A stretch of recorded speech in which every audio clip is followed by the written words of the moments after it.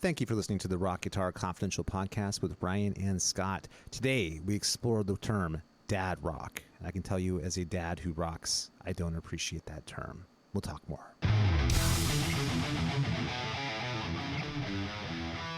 So, once you've dealt with the spaghettification, then I think we are ready to move into the podcast. And like I was saying, the new Winger record is rad. It is really good. It is rad. It makes me feel like I've crossed over the event horizon of a black hole. Exactly, which would not feel rad, as your body is slowly being stretched to the breaking point, and your atoms being torn asunder. But it would look rad. That would look rad from the outside. Right. But you know what's also cool is from the outside, this is actually true. If you actually cross the event horizon of a black hole, if it's a supermassive black hole, the person viewing you from outside could never actually see you going into the event, into the black hole, because the time difference between where you are and where the person viewing it is so different. And during, if you're very close to a massive object, time moves much more slowly. Because time dilation. Time dilation, exactly right, because the warping of space-time that happens over a massive object. So if someone was trying to, you could actually, for the person going into the event horizon, they would feel spaghettification and they would die a horrible death. But the person viewing from the outside would actually never be able to see them go in, because the time dilation and the difference between the person outside the event horizon and the person inside the event horizon is so different. So time essentially stops for the outside viewer if you actually cross over the event horizon of a black hole, which is pretty amazing. What if the person were Stanley Kubrick? The Stanley Kubrick, well, he'd be too busy like beating people with like socks with like filled with soap and stuff. He would never know. Right. You know? Well, he'd be spending all the time setting up the scene. We gotta talk Winger, man. The new Winger record's rad, and also there's another great record coming from Extreme. I've heard the first 3 songs from Extreme, and it is freaking off the hook. It's so I good. actually finally witnessed the Nuno Betancourt solo on Rise. Yeah, so good. Yeah, totally. It was it was footage from the Monsters of Rock cruise. Yeah. So my first experience of it was seeing him perform it live, which is the way it should be, man. That's for sure. Right. But I gotta tell you, it's pretty amazing seeing a band like that who's that far into their career, who's still making great music. And then also there's a new Heaven's Edge record coming out. Awesome. And a new Sweet and Lynch record coming out too. So cool. Which are all awesome bands. Sweet and Lynch is Michael Sweet and George Lynch. It's kind of a combination of Dokken and Stryper, if you can kind of imagine, but way less heavy. I wish it was heavier. That's the one thing about that combination that bums me out, is like it's always like this kind of blues rock sort of thing with Michael Sweet trying to drag it into metal territory. Well, I mean, Michael Sweet does have the ballad chops. No, he does, and he's a great singer and awesome guitar player too. And I can always tell he's trying to make the songs that him and George are writing together, make them more metal. And he's like, Are you sure it's not George trying to make it more metal? No, I'm definitely sure it's Michael Sweet. Because if you listen to like any of the like most recent Lynch Mob albums, it's kind of like slow, kind of bluesy rock. Oof. That kind of thing. And then I don't think he's got like the I'm gonna go for it kind of thing anymore. I think he's sort of like happy to just kind of play some chords and then do some blues solos and stuff like that. And man, that's kind of the kiss of death. It is the kiss of death, But he's going into the fire, so he has to keep on shredding till the living end. Dude, I wish he would like just go straight to the top, tooth and nail with his playing, I agree 100%.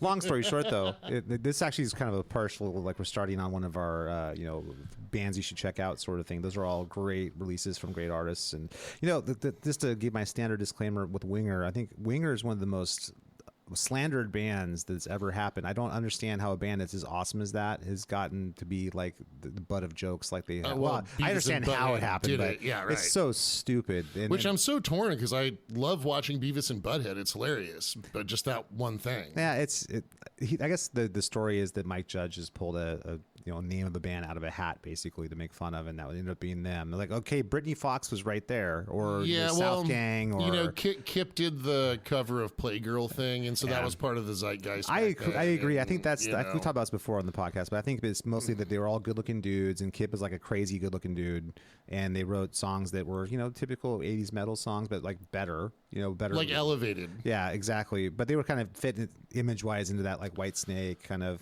sort of style. Yeah, well, and I mean, Kip participated. I mean, he showed up for the photo shoot. There's nothing wrong with being a great-looking dude. No, I'm not criticizing that. I'm just trying to provide context. I just look at the hate that got thrown at that band is just so totally, stupid. Absolutely, man. Yeah. Well, that, and then you've got Lars Ulrich throwing darts at Kip in the Nothing Else Matters video, which is a total abomination in the Metallica catalog. Lars, he's got no right to make fun of anybody else's chops. No, absolutely not. Yeah, but I think it's mostly about like, oh, look at this good-looking dude. Look how dumb it is that he's so good looking. It's like, whatever. I find it ironic that when Metallica completely collapsed as an artistic institution is when Lars was throwing darts at Kip. It's like Kip could compose circles around anybody in Metallica. Everybody in Winger was 1,000 times better than anybody in Metallica as a musician. It's not even close. You know what I mean? And those guys anybody who knows anything about music knows that's true. Right. You know what I mean? Just because Metallica was like dangerous or whatever. Cliff Burton wrote interesting stuff. And Metallica, so did Dave Mustaine. True. I mean, Cliff's was a little bit proggier, a little brainier, a little bit more classically influenced with what he was doing. Actually. Yeah, absolutely. Yeah. Mustaine's more of a like this is happening now, this riff thing, but way interesting. I mean, totally.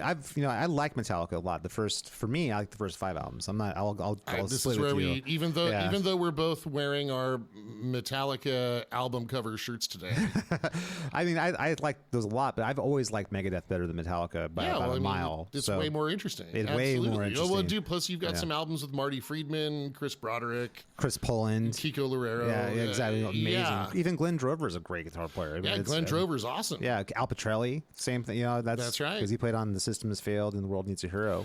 Glenn Drover also Merciful Fate Ties. Yep, exactly. Absolutely. So that is the ultimate stamp of quality. So to me, like they're not even the best band in their own genre. So that's not throw stones. You know what I mean? Metallica. They're more famous, but just like Nirvana's more famous than Alice in Chains, but that doesn't mean they're better. Dude, this is all just I know. It's going off the rails. So that brings us to today's topic, which is we're going to explore something that we just spent about 5 minutes just talking about. Which is something called the term dad rock. Yeah, what is dad rock? Yeah, we're going to explore what this means. And obviously, it's a term that's meant to throw shade at people that are on the other side of, like, say, 35. I would say, it's like by people who are like 20 saying, oh, that's dad rock. In my experience looking at it, it feels like anything that's rock would be considered dad rock because the only people listening to rock are people who are older for the most part, other than a small slice of people in the young people. I don't know if the slice is so small. Well, it just depends on which bands, right? Well, my experience talking to the teenage students that I have, and I'll ask them like, okay, in your high school, how many kids like you like rock? And they'll say like, me and like my 4 other friends are the only ones I know in my entire high school who like rock. And it's everybody else is in the hip hop and like Pop Princess and EDM and stuff like that. That's what's totally mainstream. That's exactly right. So the rock slice is maybe 5% of the people like under 20. You know what I mean? Yeah, I mean, I guess if we're. I haven't conducted the survey with my. I'm going to pull out my results here for the latest Pew survey that says. Right. But my anecdotal like evidence is that it seems like it's like 5-10% of people like under 20 are rock fans. You know what I mean? And I think you and I have a weird skewed view because we have a self-selecting sample of people we see tend to be people who got inspired to play guitar. Right. And you're not going to get inspired to play guitar by listening to Drake. You know what I mean? Or, that's not going to happen. So, or Selena Gomez or whoever, Megan Thee Stallion. Or Pop Tropica sluts. Exactly. Don't give them any more press. Come on. No. Sorry, I didn't mean to platform. Yeah, exactly. Deplatform them. They need to be deplatformed. Platform the practitioners of the auto-tuned voice. The unnecessary auto-tuned voice is an effect. Dude, that sounded kind of Lord of the Rings. Like, we must go defeat the practitioners of the auto-tune voice. Exactly. Deep in the minds of Moria. Exactly. But I would argue that any rock is considered dad rock. You know what I mean? But let's try and define it, and then let's go and let's just tear it apart. Okay, so I mean, rock is a broad term, right? So, and here's what makes me feel old. So, let's not go explore this. Come on, man. Yes. Well, okay. So I've got. All right, the knees are starting to get a little creaky. I can tell the storm's coming. Cold winds blowing. Exactly. Right. From the north, there'll be a thundercloud coming down tonight. I've tended to this lighthouse for many moons. Well, my crick in my back tells me that the summer is going to be long in coming. Yeah. The chill in me bones. Yeah. Is it? Yeah. Well, that and also apparently I'm a pirate. So. Arr. Arr. So I've got students that are fired up about bands like Pierce the Veil. Oh, that's cool. And I mean, those guys rocked. No, there's a lot of good we call them younger bands, but they're like bands that have been around maybe 10, 15 years. They've got their Fallen in Reverses, Avenged Sevenfolds, Five Finger Death Punches. So the sentence name Black Veil Brides. Yeah. Bring Me the Horizon. Bullet for My Valentine. As I Lay Dying. Yeah. I Drove to the Convenience Store. I Wrestled a Bear Once. Yeah. That is actually the name of a band. I know Yes. it is. Right. Yeah, totally. I was just like making stuff up over here. It sounds like they were too, actually. Totally. So if we bring the sentence name bands into the fold, so I posit this. So would Pierce the Veil be a dad rock band? I don't think it would be, but I think it depends on who you're talking to. And I think what's funny is that's like a point in time that we're getting ever further away from. And it's like, you know, at some point, like now, anybody who's like 14 thinks anybody listening to rock is dad rock. Anything with electric guitars is dad rock. That's something my dad would listen to. That kind of thing. That's the vibe I get from the people I talk to who are that age. There's not any kind of connection. Either that or people that age who listen to rock are listening to like Iron Maiden and Guns N' Roses. You know what I mean? That's my experience with like the 14-year-old person, you know. The 14-year-old person wears the AC/DC shirt that their parents got them from Kohl's. Yeah, or Target or something, and got the Def Leppard Hysteria shirt. I remember I had this conversation with somebody who was actually at a Target, and they walked by with the Def Leppard Hysteria. I'm like, oh, you fan of Def Leppard? That's a great record. And they looked at me like, what are you talking about? And I'm like, well, your shirt, it's Def Leppard. And they go, what? I'm like, oh, never mind. You don't know what that is. Hey, you know what? That was the conversation. There's a great endorsement of quality album art. Yeah, that's true. But I mean, isn't that so sad? They don't even know what that is. It's like, of course it's my sad. God. I mean, my God, it just breaks my heart. No doubt. But I think at the end of the day, though, it's really meant as slander and to make people who are like into like classic rock and metal kind of feel like that they are just irrelevant now, that like your music is just like so unimportant, that you're just what dads listen to. Like dads are so uncool and lame. You know, that's music that only lame dads would listen to. You know what I mean? Yeah, so we started the podcast today talking about physics. Yes. So I would just like to remind those people that, you'll be dead soon too.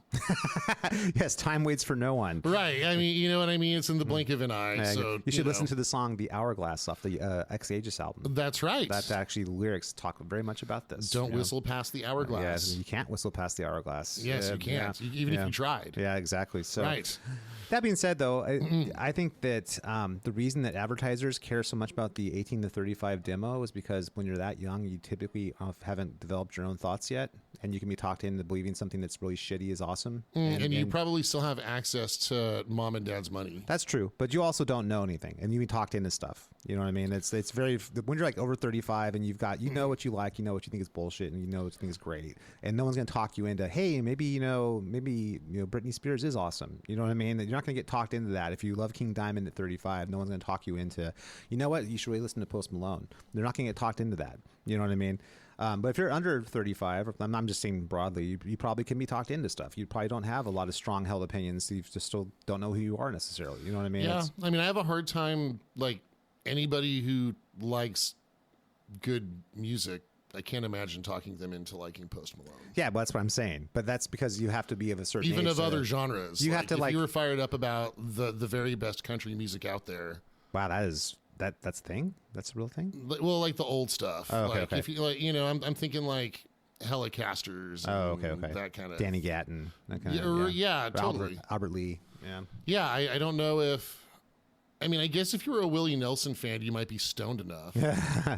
Willie Nelson's like Bob Marley that way. He's not really known for his music. It's like more like the lifestyle thing. Yeah, I'm just spitballing over here, like what people could be convinced that. But that's what I'm trying to say. The reason that some people are, but those people don't like good things. They assume that advertisers assume that if you're under a certain age that you can be talked into whatever they want to sell you. Well, they're right. That's why they don't care about you after 35, because you've got your own opinions at that point, and you're not going to be talked into something else.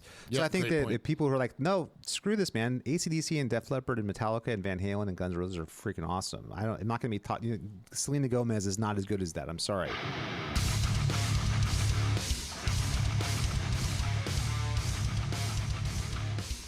Thanks for listening to Rock Guitar Confidential with Scott and Ryan. Please make sure to mash that like button, rate, and subscribe. Now back to the show.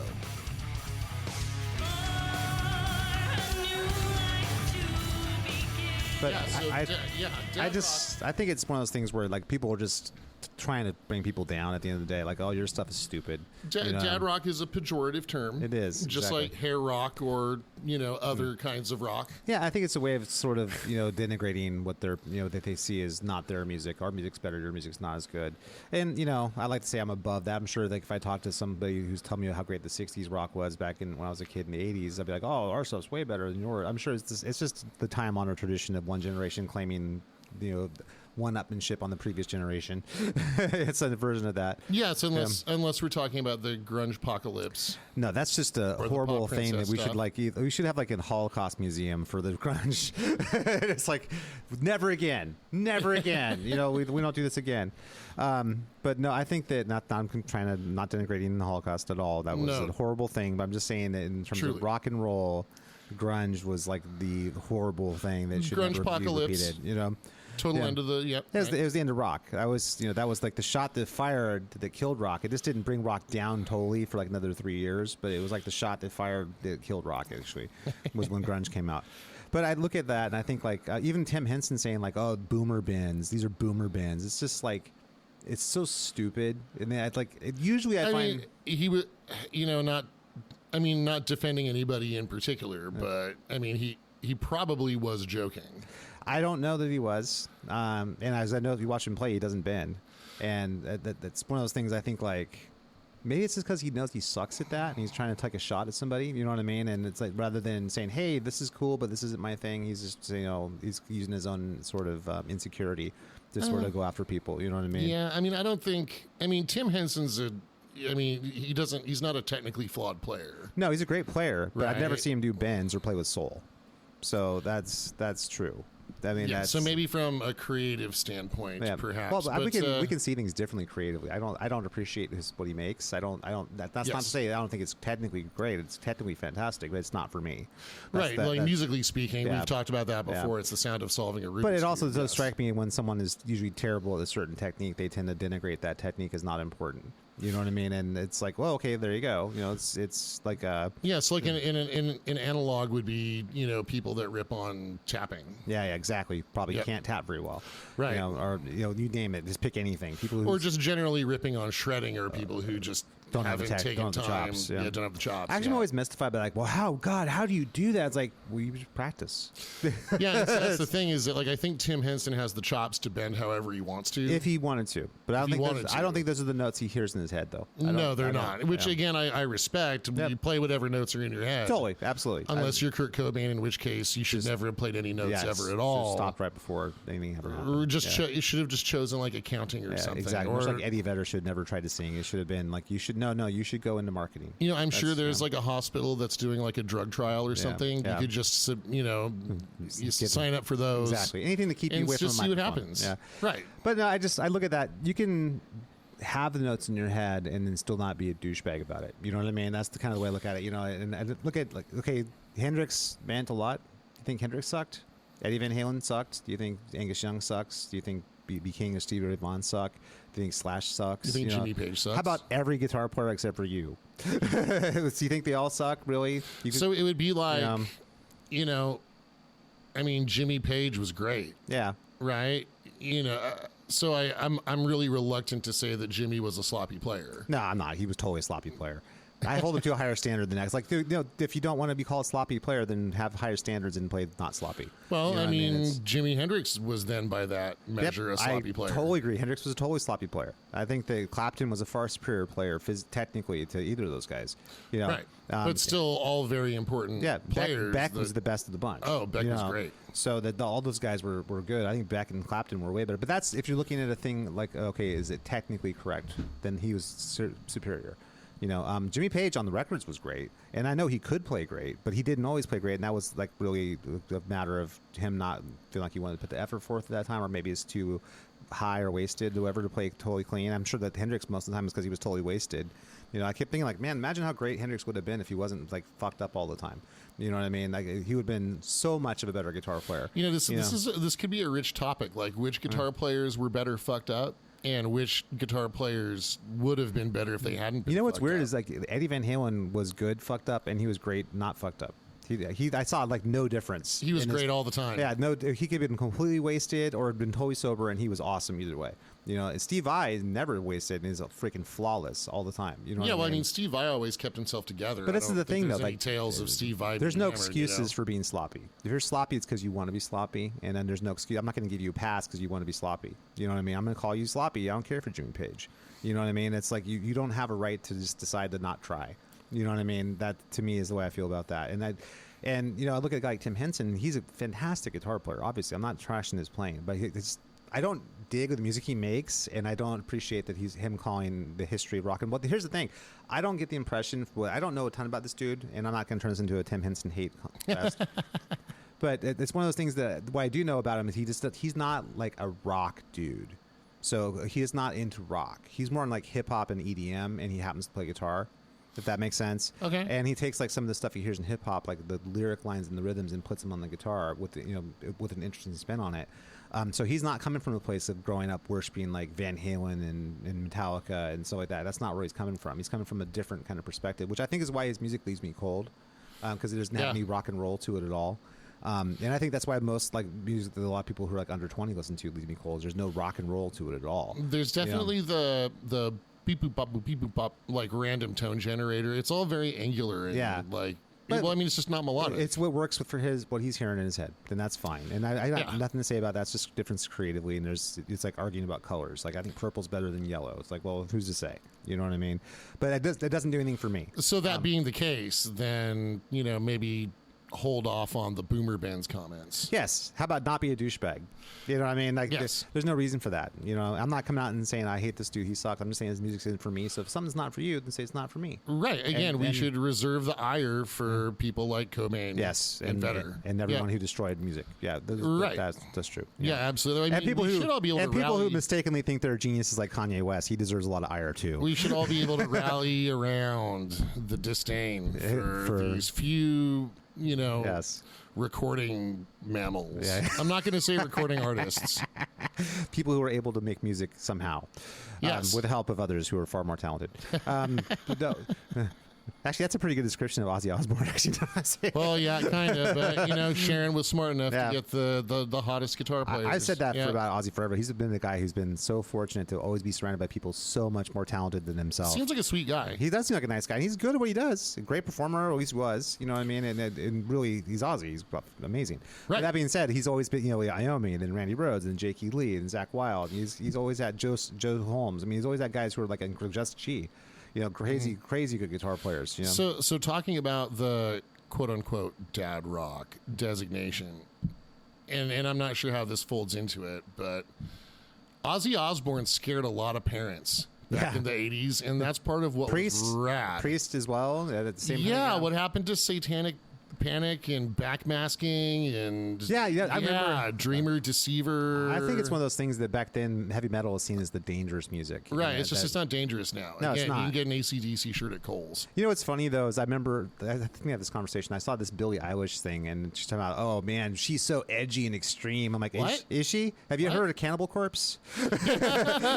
Totally. Do you think that she's really that? Oh, her hair is green now. She's so edgy. Whoa. And I'm sad. No one gets me. Like, oh, so edgy. It's like, I wear baggy clothes. I'm like, this is a song that's called "Altar of Sacrifice" by Slayer. Right. How about Hammer Smashed Face? Exactly. Or even Testament, like was it Sins of Omission from Testament? It's like this is like totally. That is like more edgy. This is nothing edgy about this. I remember thinking this like when I was a kid, like who the hell is going to scare my kids? I grew up listening to like Testament and Megadeth and stuff. You know what I mean? Right. It's like, what are my kids listen to? Is going to freak me out. And it turns out it's a newer Testament album, but which is the one, and I love this. The album starts off with a countdown. It goes 10, 9, 8, 7, 6, 6, 6, 6, and then the song. That's probably the Formation of Damnation, if I had to guess.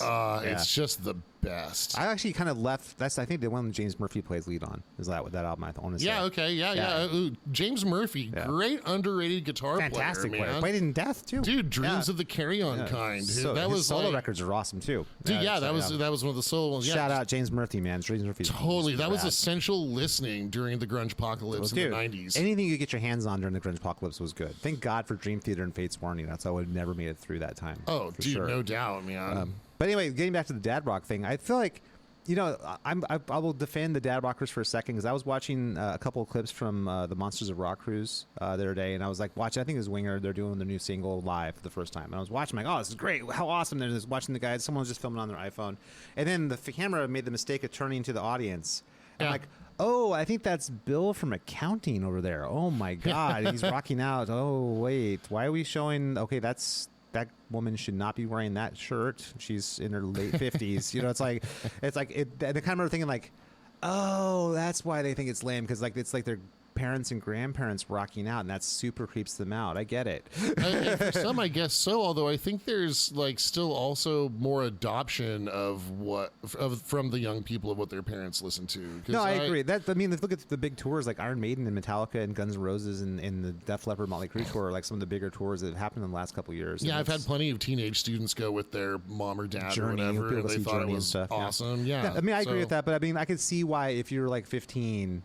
Looking at like your parents rocking out to like Dawkins would be like weird for you. It's like, wait, what's going on here? Like, what my dad is, you know, he goes to work and comes home and mows the lawn. Why is he rocking out and drinking Jägermeister? And yeah, see, this is hard for me to personally relate because, and I mean, I love my parents. We're super close, but if I could come up with an example of if I had to give you an example of people who just kind of don't like music. Yeah, that's horrible. That's hard, man. That's hard. Yeah, I mean, you know, my dad was fired up about Yanni in the 90s.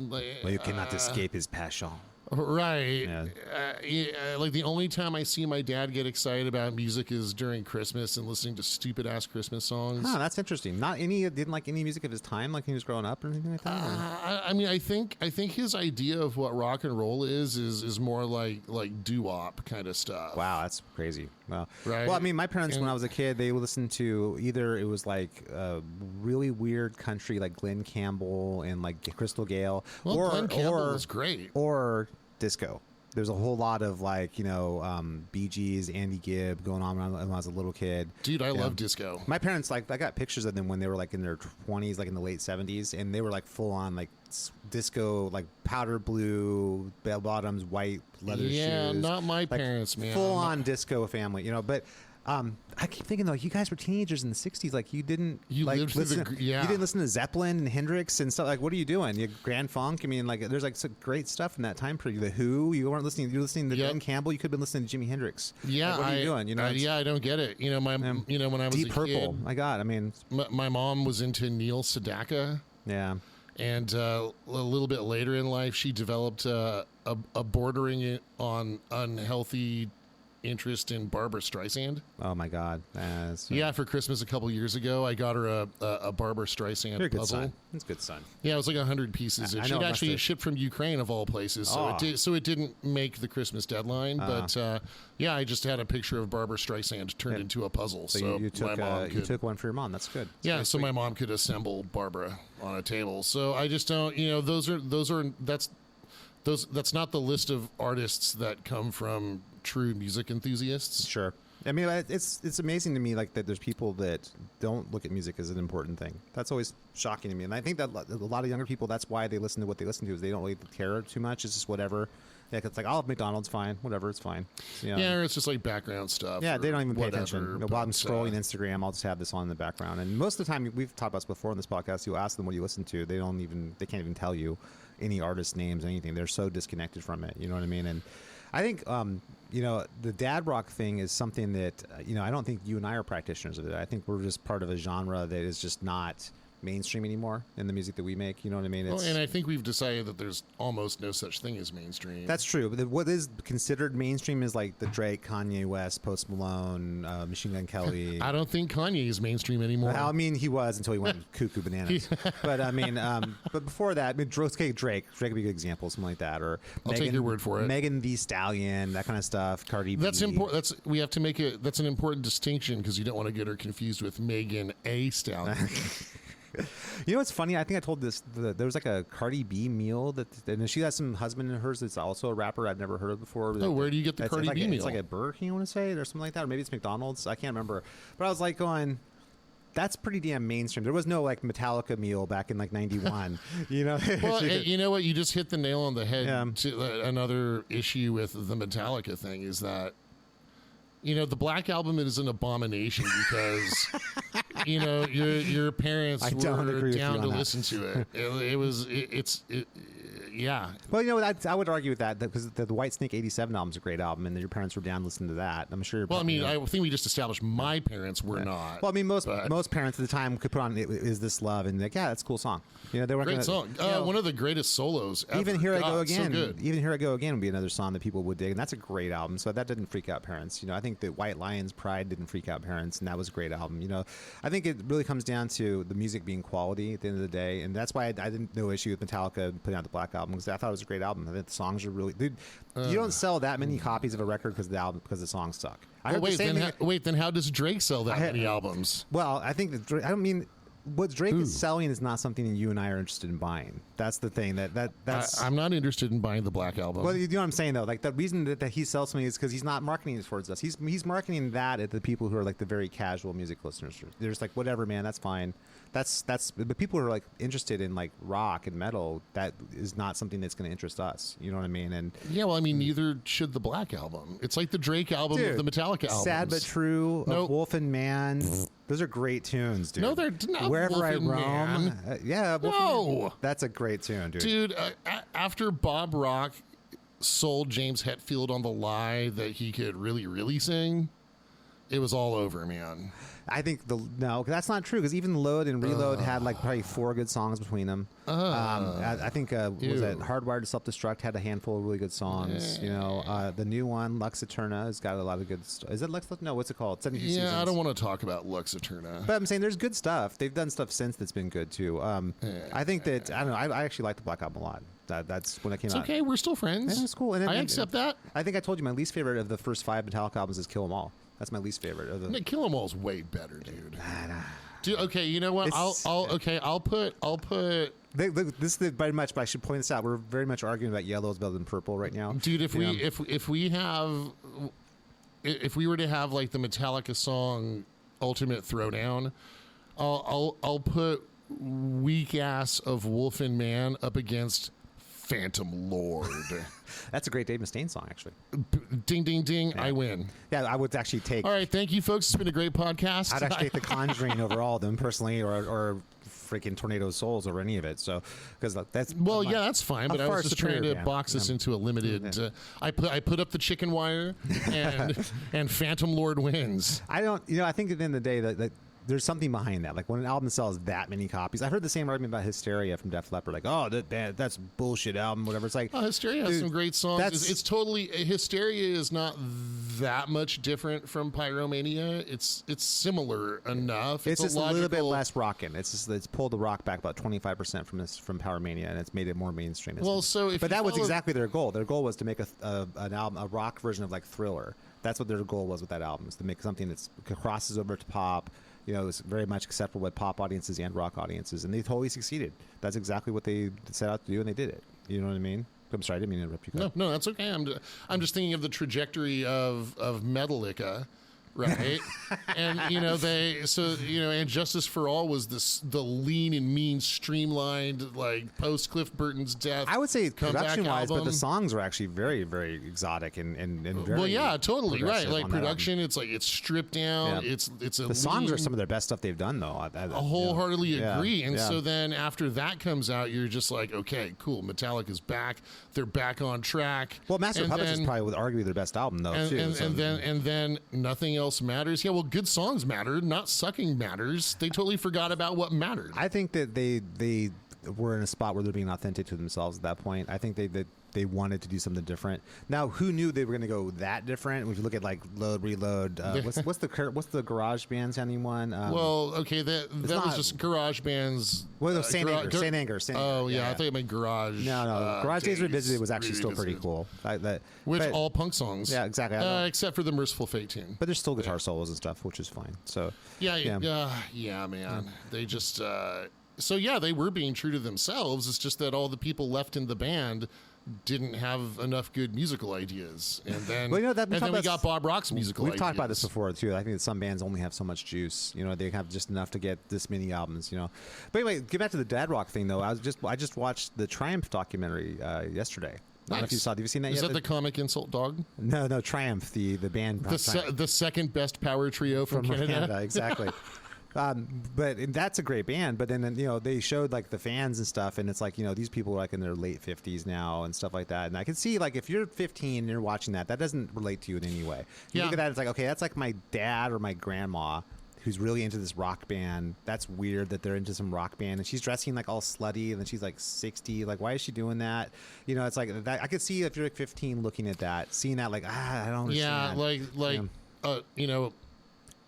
Well, trying to relive some of their youth. Yeah, like the halter top and a walker. Those are not complimentary Nope. accessories. The short skirt and the walker too. Not so much. Yeah. But like, it's like, I feel like I'm gonna The go hurricane. see Rock, you like a hurricane? the hurricane. Late Yeah, nights, no, you know that cane that's got like the 4 feet on it? It's called a hurricane. That's hilarious. Rock, you like a hurricane? Rock out that, in the pit that could come in handy though. It could. if you could get it into the arena. But I just see that. I can see I'm giving the kids like a little bit of understanding. Like, I get where you're coming from. But that being said, you guys don't know how to rock. You don't have the impulse to rock. You know what? The kids may want to talk smack because they're younger, but we had more fun when we were their age. That's totally true. So and the music was way better when we were their age too. Right, totally. Like, it's so crazy how much better. And it's still big now. All the bands that were huge when we were kids are still big if they exist in any form. They're still huge. And they do still just by. So here's the thing, the type of music we're talking about, because of the quality of the musicianship and like let's just take the guitar playing, because the guitar is the most important instrument Ever. in any musical situation. It's guitar and other irrelevant instruments. Yep. Yeah, and then some other stuff that supports the guitar, like vocals. Exactly, vocals and drums, bass, keyboards. Right. It's all there supporting. Yeah. So because there was virtuosity and because there was such high quality in what the youngins are calling "quote unquote" dad rock, it's still going to reach out to younger people. So, also the songcraft too. The songs were so well produced. Yeah. I think there's an element too, like back in those days, because there was actually still a music industry then. So they could have a producer who was there to help you and help you shape your ideas. And if you have a bunch of ideas, but this one we got to switch them around. There's just another ear there to help you kind of not be so insular as an artist. As soon as like labels kind of stopped having money for recording projects, then there was no producer. Bands were producing themselves. Yep. The songwriting became all over the map. It wasn't like, you don't hear this just hit song anymore. It became this like, well, that chorus is great, but then why is there like a 4-minute bridge before that doesn't? Well, that's back when popular songs had structures. Yeah, which they don't anymore. Yeah. But I would just sluts. not Pop-Tropica sluts. So. Man, I wish I could remember what episode it was, and I would refer our listeners to that one. But anyway, but there was actually producers though who did their job and made the albums, help the artist kind of have another ear, an outside ear that wasn't so close to the creation, that could sort of help mold what was happening. If you look at all those great albums, they always had a great producer, almost all of them, really. Even if it's just sonically, they had a great producer who was helping them get those sounds or helping them to figure out what songs are the good ones, which ones aren't the good ones. That kind of thing. A lot of times there's like there's stories about Rat, how they would infight about whose songs got used on the albums, and there'd be like all kinds of like wars going on and behind the scenes. So the producer had, and then we get all tangled up into like a Rat King. It was just like one big ball of Stephen Pearcy and Robin Crosby, just rampaging through the technically, studio. King was Robin Crosby, no doubt, man. But that being said, I feel like the producer had a really important part to play, really all the way up to the point where the downloading started happening, and then record labels didn't have the money to pay for producers. And you can't put a $500,000 budget for the album and then $100,000 for the producer anymore. You have to bands. You're gonna have to either have someone who's not quite as good or do it yourself, and that's where the songwriting went down the tubes. If the record company wanted to destroy a band, they would, for example, hire Bob Rock to go produce. I don't know, Metallica. man. Look at the sales to Dr. Feelgood. Look at the sales for. Artistically, Dr. Feelgood's great. I was talking about Metallica. Yeah. Anyway, by the way, I heard he's in the studio with Motley again. Wait, Bob Rock is? Yeah, Bob Rock is. Yep. Is John Five playing guitar? John Five's playing the five. Yeah, playing the guitar. So, I'm sure it'll be good, but John Five's rad. He's awesome. Yeah, it's totally true. So rad. But I guess the point I'm trying to make, though, is that, I think that's part of what that songcraft was so high level back then. And then now it's really hit and miss. There's sometimes you'll have a great song, and then maybe like 3/4 of a great song, and then like a part that kind of falls off. And I know as an artist who writes songs and releases songs, it's challenging sometimes to have that perspective. You might envision the part in the song and then not be able to recognize that maybe the song would be better if that part wasn't there or that part changed or something like that. It's hard hard to have that perspective when you're so close to it. You know what I mean? Yo, absolutely. I mean, definitely a balance to be had between going like totally proggy Yeah. versus being accessible, you know? Yeah, and I think that you need to have someone who's got a vision that kind of aligns with yours, but is enough outside of it to sort of like pull you back when you need to be pulled back a little That's bit. why we're such great songwriting partners. It's true. And everybody can find out if they, I guess, stream or purchase our album. Well, you should really purchase the album as your first priority, and then Yes. and go and then stream it if you must, if you have no other options. But Yes, which you can correct. find our music at www.xaegisband.com. Just a shameless That's right. plug right That's there. EXAEGISBAND.com. That is a lot of letters. 10 Yeah, exactly. 9 8 7 6 6 6. That's hilarious. Yeah. But I guess the long story short is we need to start wrapping this beautiful thought bubble out. Wrapping? No, we're not doing that. But we got to just think, okay, dad rock. Does it mean anything to me? It doesn't mean anything. As soon as someone says dad rock, I just stop taking them seriously intellectually. That's kind of where I come from. It's Well- like, oh, you mean like the greatest music ever made? That stuff? Yeah. So let's, to you know. anybody who's flinging around terms like dad rock, I'll just remind that person that when I was growing up, nobody my age was fired up about 50s music, the Yep. music of my parents' generation. That's okay? true. Yeah. These days, people of all ages are still fired up about the rock that came from the 80s, 70s and 60s too. and 70s and 60s, Yeah. even if it's a smaller percentage. I would just say, well, you know, hey, we're at least getting some people in your age group too, and you're going to die soon. That's actually a good point, Brian, because I think that most people who are younger, who are just coming to rock music, are going to come to 80s, 70s, 60s, like Beatles, Stones, Hendrix, Zeppelin, Sabbath, you know, Van Halen, Def Leppard, Motley Crue, Poison, Bon Jovi. You know, they're going to come to that. Metallica, they're going to come to that first. They're not going to start with Fall Out Boy or like Avenged Sevenfold, probably. They're going to start with that stuff. And if Right. they do find those guys, they'll find it later. So the young people who do listen to rock are going to start with the classic stuff first. And Yeah, come the up. gateway. Yeah. Which you're absolutely right. We never thought about 50s or 60s music. When Oh, we were hell no. kids. Dude, not at all, Even man. Zeppelin, I remember thinking that's not my music. You I know what mean? had no, when I was a teenager, I had zero friends who were fired up about Elvis. Yeah, exactly. Or I mean, anybody in Hendrix when we were kids, even maybe a No, couple. I remember being a senior in high school, and there was a major, you know, push digging 60s music. Yeah, that's in the 90s though. It's like typically it's like a 30-year Yeah. thing. You know, same Yeah, thing, like a 30-year type Yeah. gap, right? Yeah. So that's interesting. I don't know. I think that the music just fell off the freaking map in the 90s, like late 90s. It just rock music just fell into the toilet. You know what Yeah, I mean? you would have And- thought that music would have fallen into the toilet like a little bit later, but like it just kind of music. Well, at least in America, well, as we've talked about, you know, music just kind of self-owned. Yeah. Well, I guess what happened is when grunge happened, that was like the kill shot was done, but you didn't actually die. And in the late 90s, they voided their bowels. It was as if Kennedy had only been shot in the shoulder. Yes. And then eventually he died from that wound, but it Right, didn't he kill him bled right out away. slowly. Yeah. Yeah. So he's on the toilet and he voided his bowels, and that's like when Disturbed and Godsmack and Korn came out. that was the death of rock right there. That's when Stay away from me. I don't like you very much. Man, I think I probably met, there's this animated series called Royal Crackers about this family that Yeah, you has, told us. has a cracker empire in Bakersfield. And like one of the sons has a new metal band called Taint, right? Taint. Yeah, we talked about it's this in the the podcast best thing. Yeah. So you know what? At least all that late 90s, early 2000s awfulness is being mocked in pop culture. Oh my Like, God. that's the music that deserves to be mocked. Last thing before we have to wrap up, I want to mention is I actually just saw on Blabbermouth, I was looking the other day, it says there's a tour called Emo is Not Dead tour.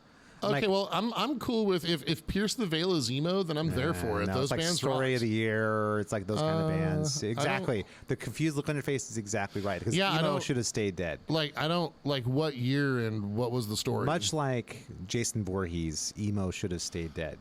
No, okay, I beg to differ. Jason Voorhees should return every year and kill a whole bunch of people because he's Jason Voorhees, and they were crappy people anyway. You always Michael Myers root maybe for- should have stayed dead. I'm trying to look. Michael Myers maybe, I don't know. No, okay, you can't go for the '80s slasher. Like those guys need to live and murder. All right, it's important. You know what? Out of all of them, the only one that and you know what? This follows the total trend. Okay, the slashers of the 70s and 80s, much like the music, were top of their field. Leatherface in the 70s, right? Kind of Halloween's that late 70s, early 80s. Yeah, 78 was Halloween. So Michael Myers and Leatherface kind of warmed things up for Jason Voorhees and Freddy. Yeah. And then the 90s came along, and we get. But Chucky, right? Well, I mean, yeah, Chucky That's was 80s, rad. right? Is that 80s? Yeah, it was 80s. Yeah. It was late 80s. I want to say like 88. I could be off a year or two. Yeah, we'll throw Chucky in there. Yeah, absolutely. You know, just sticking to the more mainstream murderers. Oh my God, right? you have underground horror that you're aware of from that time period? Oh, dude, there's like three hour long documentaries on Shudder Channel. Okay. Called Into Darkness, and it's all about 80s horror, including like how VHS influenced the distribution of movies, how more movies got to be made. I mean, you know what? This could be a parallel. I don't know, but Okay. but definitely musically, there's a parallel. All the 80s like I'll put Leatherface or Jason Voorhees up against Ghostface from Scream. I'm not scared of that What, guy. Jigsaw from Saw, right? Well, yeah, Jigsaw, just don't be an idiot. Just don't show up in Jigsaw's. I don't know. I'm not afraid of these. You know, Ghostface is just a dude with a knife. Yeah, that's true. Right? Even Michael Myers, there's a supernatural element. You know, Loomis shoots him, and then he goes to see and he's gone. Right? So acknowledging that there's a supernatural element, and then I mean, Leatherface had like the whole family. Plus, he's like wearing some woman's face. I mean, you know, so there's no supernatural element with Leatherface, but he's got a chainsaw. Yeah, that's true. Right, and plus there's the whole like, you know, Hence the redneck family that's Texas Chainsaw Massacre. well, right, thing, and so like Leatherface also has numbers, right? But then in the 90s, we get the stupid ass Scream movies, also from Wes Craven, who, you know, gave us, you know, Freddy Krueger and all that. But, you know, it's got to be all meta. It's got to be, you know, and like, I'm sorry, Ghostface isn't scary. Very successful, though. Those movies were very successful. Well, just like crappy music was successful at the same time. And Kanye West sold a lot of albums, too. Yeah. You know, the party didn't need to be over. The party could have kept going. Yes, as is true, parallel back to the music. The music could have kept going. Had it not, it should have gone in the Saigon Kick direction. It should have gone in the extreme Saigon Kick direction. Yeah, it where just got more diverse, but still stayed great. You know what I mean? And yeah, I just can't identify with people being tired of things being rad. yeah, I don't get that either. But all right, that's a good place to wrap up. So, guys, thank you so much for listening to the Rock Guitar Confidential Podcast with Ryan and Scott. Please make sure to check out our website, our band website at www.xaegisband.com, and our socials at, I'll do the first one. You guys see you're dying to jump in. So, twitter.com/xaegisband. Facebook would be. Isn't that also X Aegis Band? Yeah. Facebook.com/. Facebook.com. Yeah, and you can also follow us on Instagram at Instagram.com/XAegisBand. It's all of them are XAegisBand. So go ahead and please like, subscribe to this podcast, review it, rate, all that good stuff, and check out our music. Available for streaming. At least a few of the songs are on the website now. And then when the album is finally released, which is it's done, we're just basically trying to find the channel to get it out. It'll be out shortly. So please check it out then. So again, that's EXAEGISBAND. You got it. Thank you guys so much for listening. Catch you next time. Peace.